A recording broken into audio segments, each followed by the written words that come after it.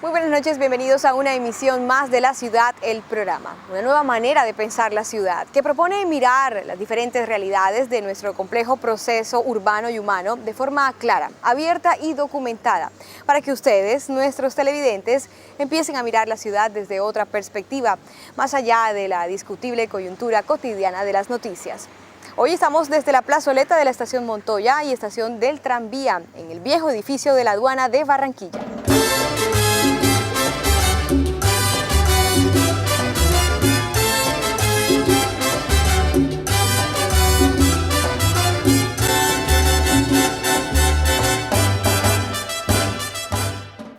Sí se las están pillando. Esto del patrimonio también es contigo.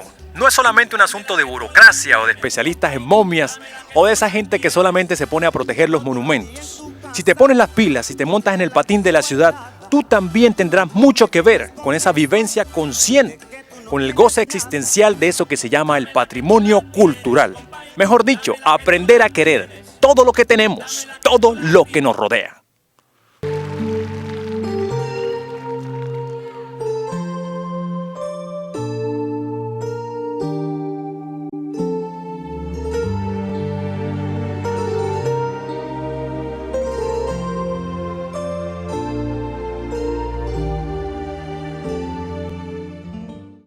En Colombia, solo en los años recientes, se ha venido a socializar desde el Ministerio de Cultura sobre la importancia vital del patrimonio a través de programas y de actividades que funcionan en nuestro territorio de forma irregular, pero que han servido para incluir este tema en las agendas de nuestra ciudad. De hecho, se ha instituido el Día Nacional del Patrimonio a finales del mes de septiembre como una manera de sensibilizar y hacer más visible la importancia del patrimonio cultural ante la comunidad. Y para hablar de este tema, del patrimonio cultural en Barranquilla, hemos invitado a unos personajes especiales. Empezamos con Moisés Pineda. Él es educador, historiador, investigador y especialista en sociedades y culturas del Caribe. Vamos a hablar inicialmente del patrimonio tangible, es decir, de la arquitectura, de los monumentos, de los bienes culturales, muebles o inmuebles, y de cómo ha avanzado el tema del patrimonio cultural en Barranquilla. Moisés, ¿cuál es la importancia del patrimonio cultural en una sociedad? En una sociedad, básicamente, el patrimonio ayuda a crear lo que pudiéramos llamar la ilusión común en un grupo social que cree que proviene de una misma raíz, que ha vivido una misma historia, que ocupa un mismo territorio, que lo vive de una manera idéntica y que además de eso tiene lo que pudiéramos llamar un destino colectivo.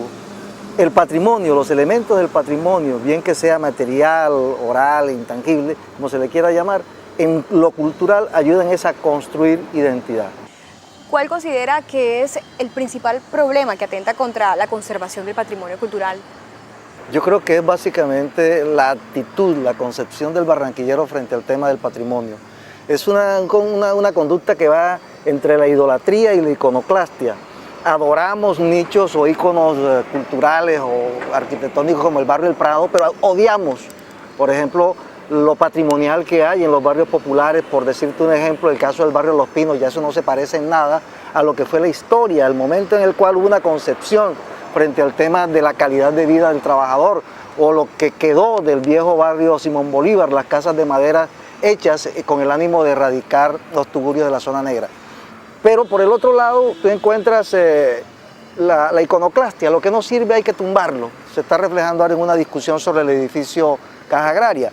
Hay que o demolerlo o dejarlo ahí, cuando en otros países ya se ha demostrado que simplemente se corre para tratar de conservar un material, ¿verdad?, monumental que te cuenta acerca de cómo aprovechar en un momento dado arquitectónicamente las brisas en un punto de la ciudad.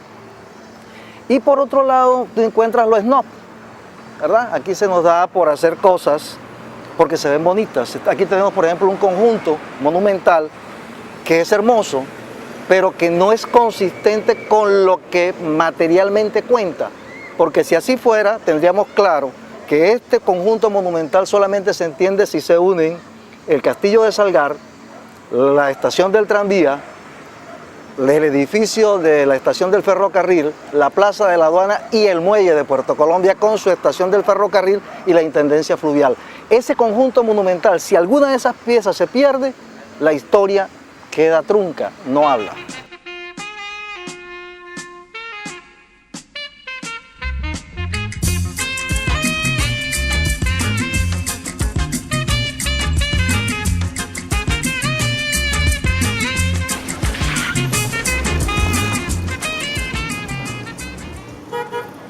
Mi nombre es Rafael Iglesias Bermúdez.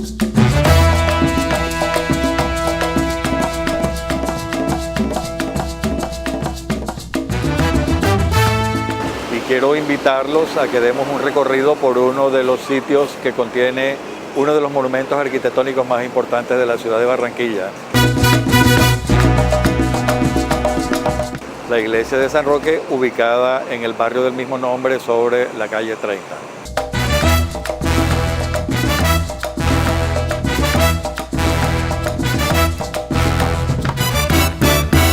El barrio San Roque, hacia donde nos dirigimos ahora, tiene muchos edificios y muchos inmuebles que también merecen ser considerados dentro del listado del patrimonio. El barrio Abajo, el barrio El Recreo, el barrio Boston, todo este tipo de barrios que forman parte de la comunidad barranquillera.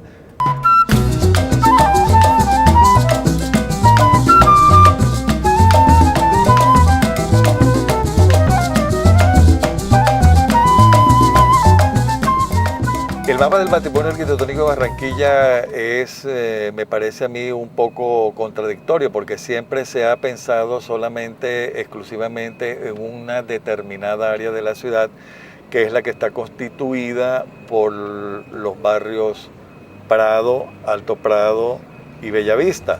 Pero eso es erróneo y lentamente ha ido cambiando el concepto, porque la verdad es que patrimonio desde el punto de vista arquitectónico hay en otras áreas urbanas de la ciudad.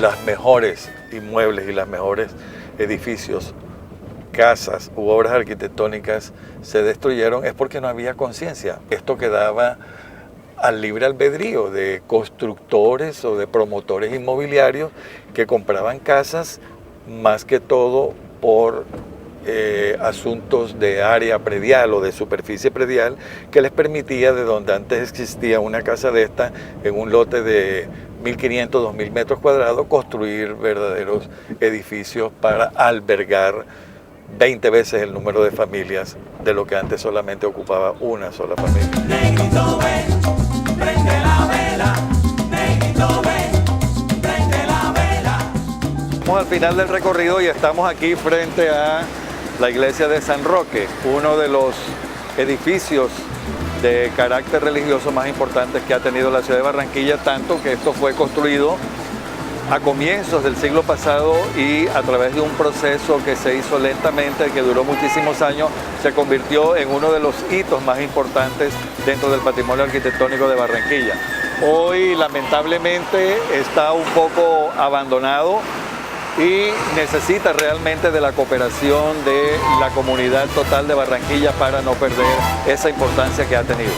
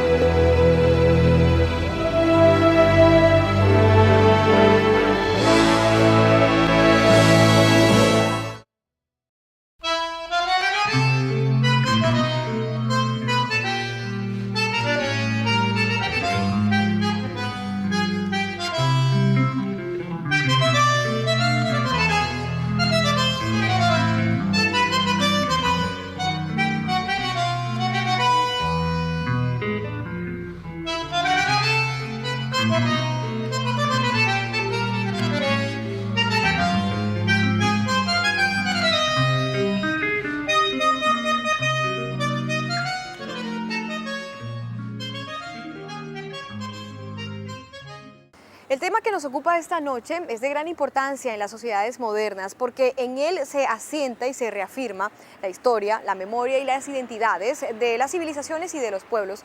Estamos hablando de patrimonio cultural, cuya noción y explicación nos llegó un poco tarde al país y a nuestra región.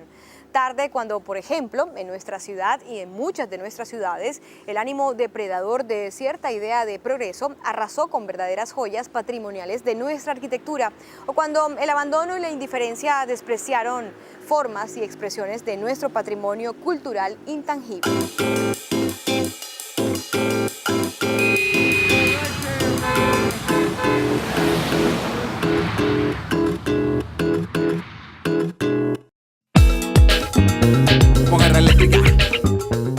Estoy parado aquí, en la calle 32 con 44, antigua calle del comercio con cuartel.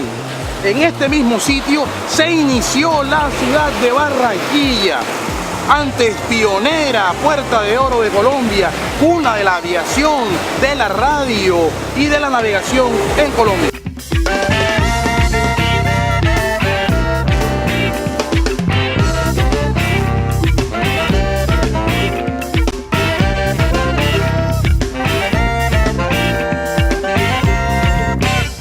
En este sitio maloliente y asqueroso se dio inicio a la gran historia de la ciudad de Barranquilla.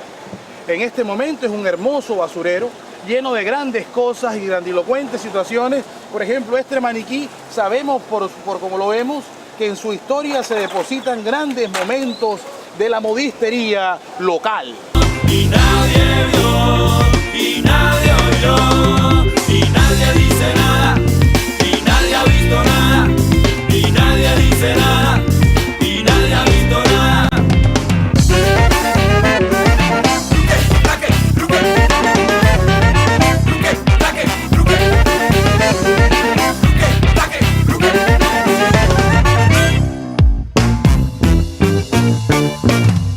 Tenemos un oyente en la línea, tenemos una llamada. ¿De dónde nos llama? Barranquilla, el señor Ruperto Martínez. Sí, de Barranquilla. Ruperto Martínez, el señor Ruperto Martínez. Señor Oiga, Ruperto, es que yo lo que ¿cuál es su...? Yo quería decirle era que yo creo que lo que hay ahí es un poco bandido. Sí, sí, Esa señor Ruperto. Barranquilla ya vieja, Sí. ¿Eso para qué? Bueno. Eso lo que queda bien ahí, señor, es un centro comercial. Tenemos otra llamada, discúlpenos, bonito tenemos otra llamada. Para atender a la gente. El señor Ruperto, señor y Ruperto. además, oiga, no me corte. Oiga, no sea bandido, no me corte.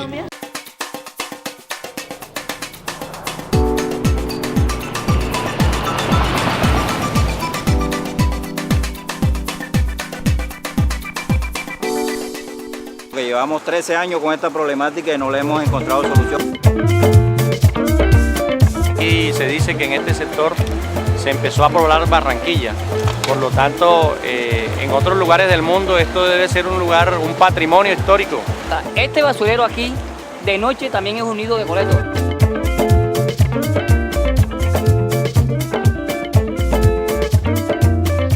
Barranquilla no se llama ya la puerta de oro, sino la puerta del mugre, de la basura.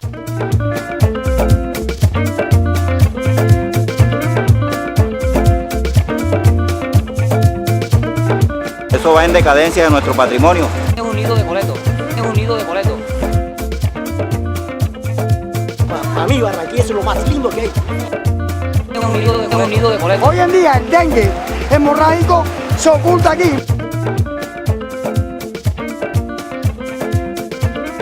Para mí Barranquilla es lo más lindo que hay. Barranquilla no se llama ya la puerta de oro, sino la puerta del mugre, de la basura. Para mí Barranquilla es lo más lindo que hay.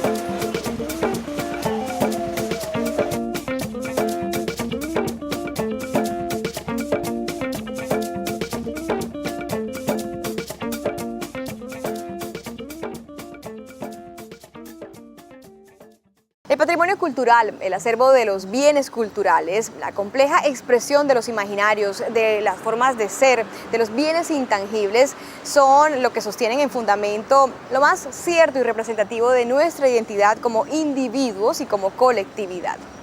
El patrimonio no es un pasivo de la nostalgia, es un activo de la memoria. Nosotros somos lo que imaginamos y lo que construimos, pero también lo que recordamos, lo que rescatamos y lo que preservamos para las nuevas generaciones, para hacer la continuación en el futuro. Y para hablar de esta otra expresión de patrimonio, tenemos que abordar el tema de lo intangible. Moisés, ¿qué es lo intangible?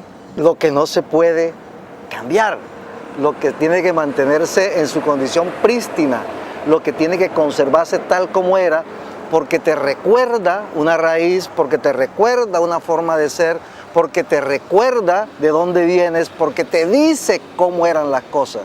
El Carnaval de Barranquilla contiene una gran cantidad de formas artísticas o de juegos que le cuentan o le deben contar a la ciudad, primero, cómo se formó ella, de dónde vino la gente, cuáles eran sus prácticas culturales, su manera de resolver el problema de la supervivencia, por ejemplo. Cuando tú ves la danza de los gallinazos, los pelados no la entienden porque hay gallinazos no se ven, pero te cuenta, ¿verdad?, de una institución económica que era la cacería, que de alguna manera ya no existe, se perdió, va a desaparecer, será simplemente una referencia en el pasado, pero que te dice que había antes una manera de buscar la comida, que el tipo salía con su burro, que el burro era medio flojo, que se las tiró de muerto, que esa fábula habla de una institución del pasado, rural.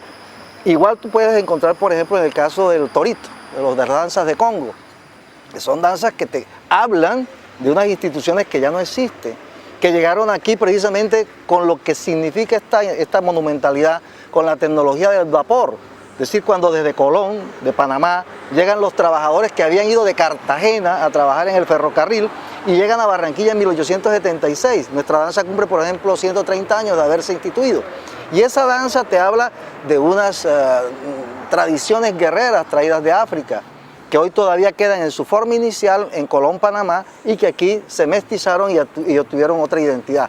Igual, cuando te hablan, por ejemplo, de las danzas de los coyongos, te están hablando de unas aves que existían o existen en el río, alrededor del cual se construyó todo un imaginario y una tradición oral también, que llega a Barranquilla y le dice, óigame, aquí hubo gente que llegó del otro lado del río y trajo esto, y ellos creían o veían el mundo de esta manera. La danza de los pájaros también te cuenta eso. Ese patrimonio es intangible. Tú no puedes convertir eso en un espectáculo de lentejuelas y plumas, tú no puedes convertir eso en unos disfraces, no, tienes que conservarlo. Porque eso que está allí, eso que se cuenta a través de la danza, eso que se cuenta a través del verso, que se cuenta a través de la música, de las rutinas del baile, etcétera, le dicen a Barranquilla cómo se formó esta ciudad. Y la UNESCO es lo que ha dicho, eso es único, eso tienen que conservarlo, eso es intangible, no se lo perrateen. Como actor del carnaval, desde ese rol de presidente de la Danza del Torito, de la legendaria Danza del Torito, en cuanto a la declaratoria de la UNESCO como patrimonio oral e inmaterial de la humanidad al Carnaval de Barranquilla, ¿qué consideras tú que le ha representado esa declaratoria del Carnaval? Primero tragarnos un cuento, una mentira, porque aquí todo lo que las cosas las volvemos al revés. Ese es un defecto que tenemos. La declaratoria de la UNESCO lo que dice es, señores, ustedes son depositarios de un bien inapreciable, que no es de ustedes, de Yaco, es de la humanidad, cuídenlo, lo están perrateando, lo están dejando perder. Eso es lo que dice esa declaratoria. Acá no, acá llegamos y dijimos, miren, nos acaban de colocar en el concierto universal, somos importantes, ahora nos creen. Y ese cambio en la lectura ha servido para justificar todas unas prácticas económicas alrededor de ese patrimonio para convertirlo en espectáculo. Porque usted no ve que haya habido una reacción del Estado ni de la sociedad civil para proteger a los congos, para proteger a la cumbia, para proteger a los coyongos, para proteger a todas estas expresiones que son la historia viva. Como tú dices, es el activo de la memoria de Barranquilla. Por ahí no se juega, se está jugando es a la venta de un producto comercial que circula por el mundo y que aquí la gente llega y se lleva una sorpresa, porque lo que encuentra es un desfile que él no entiende porque nadie va explicando o porque esa lectura de la historia de Barranquilla no la conoce nadie, y si ponen algunas personas a ser de presentadores en televisión, por Dios, las bobadas que uno escucha. En los años recientes se ha agregado una importante noción que agita los nuevos sentidos antropológicos del tema. Se habla de conceptos como patrimonio cultural viviente, patrimonio oral, patrimonio intangible, que es esa parte del patrimonio que no es monumento, ni objeto, ni documento, sino que se refiere a los hechos vivientes en el seno de una comunidad. Y para hablar de patrimonio vivo, que es la palabra, la tradición oral que es tan importante en nuestra cultura, estamos con el profesor Libardo Barros, antropólogo, es escritor también y experto en culturas populares y en oralidad. ¿Cuál es la trascendencia de la oralidad como patrimonio en nuestra cultura? Hablar de la oralidad implica dos elementos muy importantes. El primero es lo cotidiano, la oralidad que utilizamos para comunicarnos cotidianamente, y la otra sería la tradición oral, que es la parte privilegiada de la oralidad. O sea, a través de la tradición oral se conocen, se transmiten ese acervo cultural nuestro que tenemos y que hemos ido construyendo como cultura.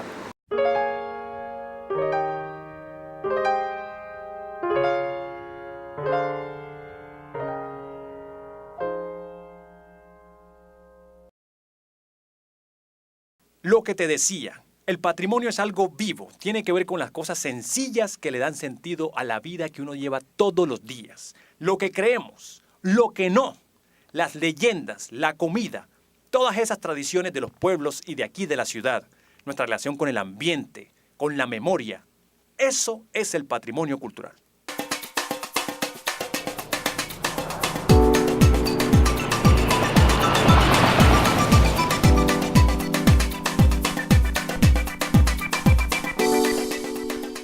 Mi nombre es Mayra Padilla Verdugo, actualmente soy la encargada de la Casa de la Cultura del municipio de Galapa y en la coordinación del montaje del Museo Arqueológico de nuestro municipio.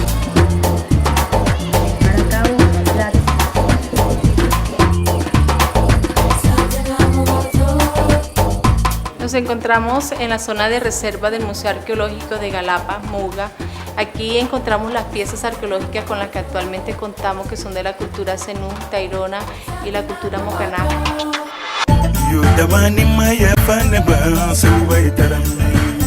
Este patrimonio es importante porque contribuye al enriquecimiento de la cultura y el conocimiento de los habitantes del departamento del Atlántico.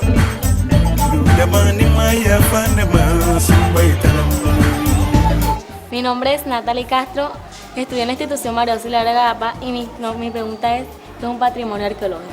Bueno, un patrimonio arqueológico es algo muy importante para la nación, para todos los colombianos, y este consiste pues en la preservación de piezas arqueológicas que datan de hace más de 500 años y que pertenecieron a nuestras culturas indígenas y ancestrales de cada región del país. Mi nombre es María Rocha, estudio en la institución educativa María Auxiliadora, curso 9º grado, y mi pregunta es, ¿cómo se inició el museo? Bueno, el Museo de Galapa se inició con la iniciativa del reverendo Sigifredo Agudelo Cifuentes, que en paz descanse, hacia el año 1995. Por él se ha construido esta Casa de la Cultura. Él fue el gestor ante la gobernación, ante la nación, para que esto fuera un hecho.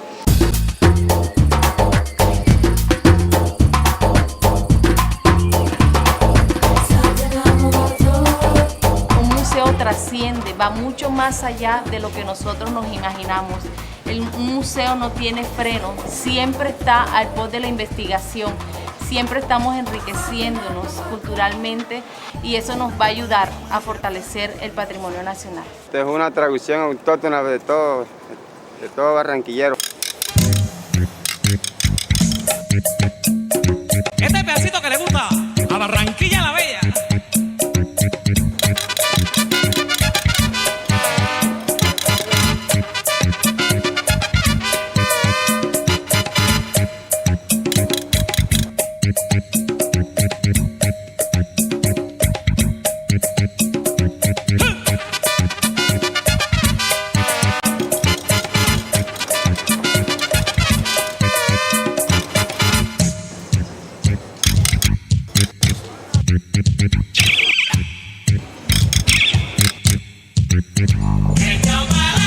Ahora tú bebes, a Radio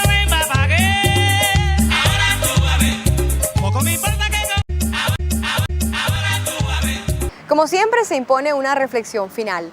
La declaratoria de la UNESCO a nuestro Carnaval de Barranquilla ha servido sin duda alguna para mover el tema en la agenda de nuestra ciudad y también para poner en la mente del hombre común y corriente el concepto de patrimonio cultural.